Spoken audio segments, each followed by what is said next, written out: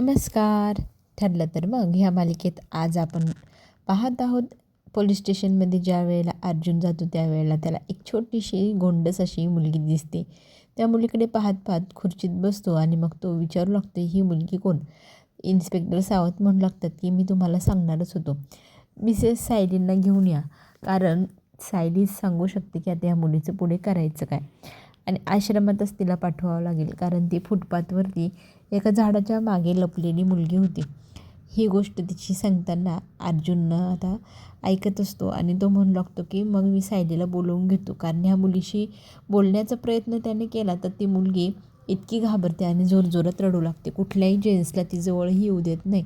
तेव्हा लेडीज हवी म्हणून सायलीला फोन करण्यात येतो. सायलीला मग अर्जुन म्हणतो की पोलीस स्टेशनमध्ये सावंत सरांकडे लवकरात लवकर पोहोच. कारण काय ते तुला इथे आल्यावर सांगतो. आता इथे सायलीताई निघालेली असते. सायलीताईला मुलांनी खूप छान कैऱ्या वगैरे आणलेल्या असतात. एक पण खाल्लेली नसते तिने, पण फोन आल्यामुळे तिला तातडीने जावं लागतं. मधुभाऊंला ती सांगते की मला पोलीस स्टेशनला बोलवलं यांनी, तर मी तिकडे जाऊन लवकर घरी येते.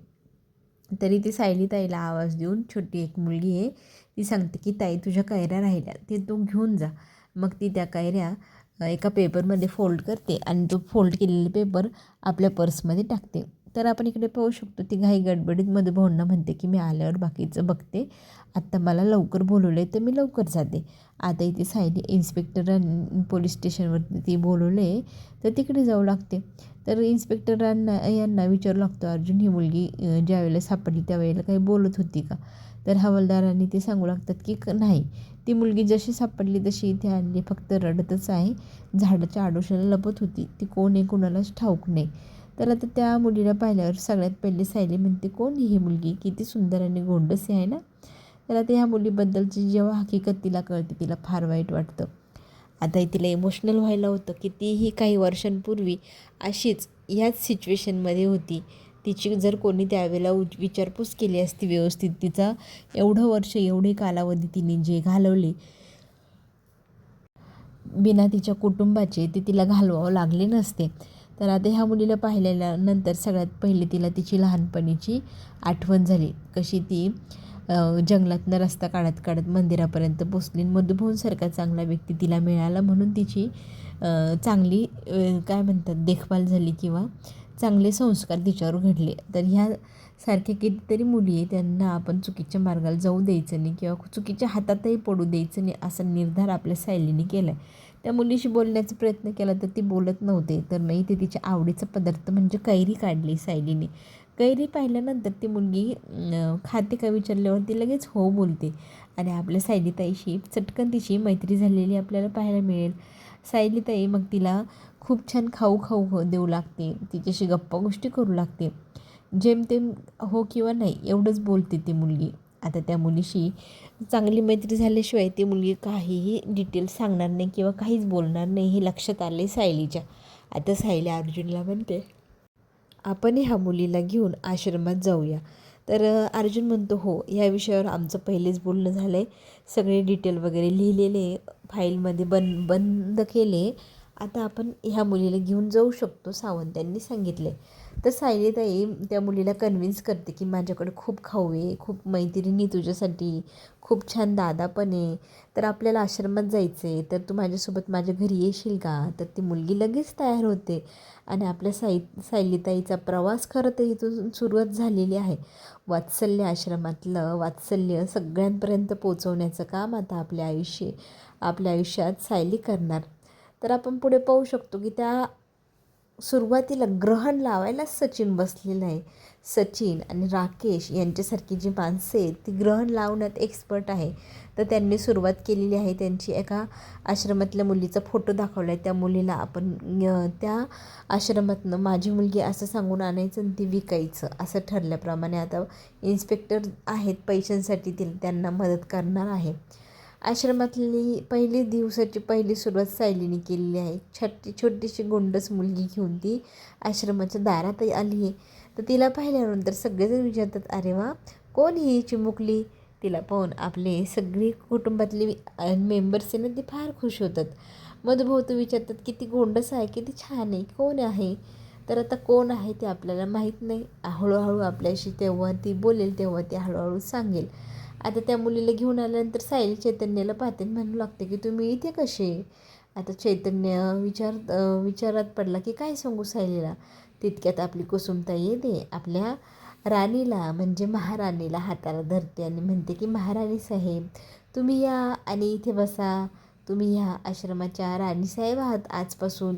सायलीला काहीच कळेना हे सगळं काय बोलते कुसुमताई. मग म्हणू लागते कुसुमताईला सायलीताई की काय तू बोलतेस, तू हे काय चाललं आहे तुझं महाराणी आणि आम्ही तुमचे सेवक वगैरे.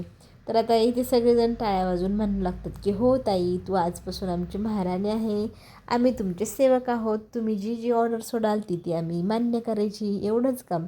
सायलीला मात्र काहीच कळेना हे सगळं काय चाललेले. तर आपली सायली म्हणू लागते मधुभाऊंना तुम्ही तरी सांगा या सगळ्यांना, मला चिडवतायत बघा. तर ते म्हणतात नाही हो तुम्ही आजपासून आमचे मॅडम. तर हे काय प्रकार आहे. तर आपल्या सायलीताईच्या हातामध्ये आश्रमाची सगळी कागदपत्रांची संचालक म्हणून सुपूर्द करण्याचं काम आपल्या मधुभाऊंनी केलं आहे. संस्थेचे संस्थापक म्हणून आजपासून आपली सायलीताई ही संस्था सांभाळणार असं मधुभाऊंनी डिक्लेअर केलं. मधुभाऊंनी एवढी मोठी जबाबदारी टाकली आहे आणि ह्या वात्सल्याश्रमात सगळ्यांना वात्सल्य मिळावं, कधीच कोणी अनाथ राहू नये, कोणाला कसलीच कमी पडू द्यायची नाही असा जो काही निर्धार, जे काही वचन, शपथ घेतलेली आहे आपल्या सायलीने, त्याच्यासाठीच तिला मधुभाऊ आशीर्वादही देतात. आणि 1 मिनटासाठी का होईना ते अर्जुनचे आभार मानायला विसरत नाही. खरं तर अर्जुनमुळेच आपण ही संस्था पुढे नेऊ शकतो, त्याचा खूप मोठा आधार आहे असंही ती बोलू लागते. आणि तो म्हणतो की असं काही नाही गं, तू तुझी सगळी कामं करते, मी तुला फक्त मदत करते. तर आपण हे जे ढोंगी 2 माणसं पाहतोय ते एकाच वार्डात आहे. लेडीज वॉर्ड, जेंट्स वॉर्ड आहे की नाही यांच्याकडे. तर एकाच वार्डात शेजारी शेजारी पलंगावर पडलेले आहेत. आता प्रिया प्रेग्नन्सीच्या नावाखाली डोहाळे पुरवून घेते डॉक्टरांकडनं चक्क. काय पाहिजे डोहाळ्यांमध्ये बाईला. तर म्हणे मला पिझ्झा हवा आहे, मला मँगो शेक किंवा चॉकलेट शेक पण चालेल. काय बाई डोहाळे. अरे अरे रे.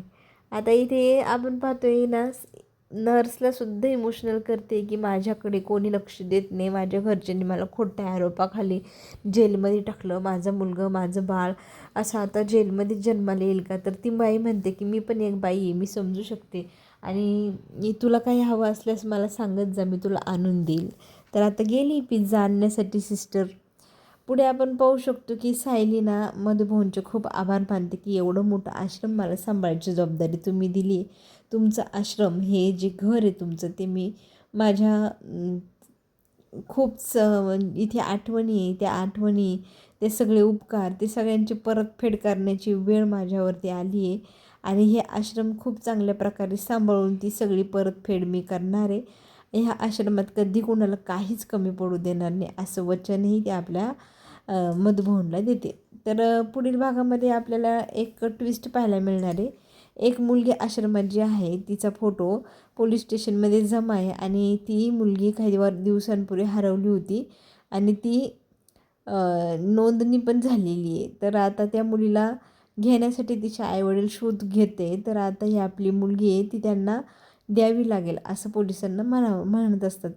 आता सायली आता ह्या नराधमांच्या जाळ्यात अडकते की काय आणि अडकली तर कशी अडकेल हे आपल्याला पुढे ट्विस्टमध्ये पाहायला मिळणार आहे. आत्ता घेऊ आपण छोटीशी विश्रांती. तोपर्यंत चॅनलला नक्की लाईक करा, सबस्क्राईब करा. आपण पुन्हा भेटूया. धन्यवाद.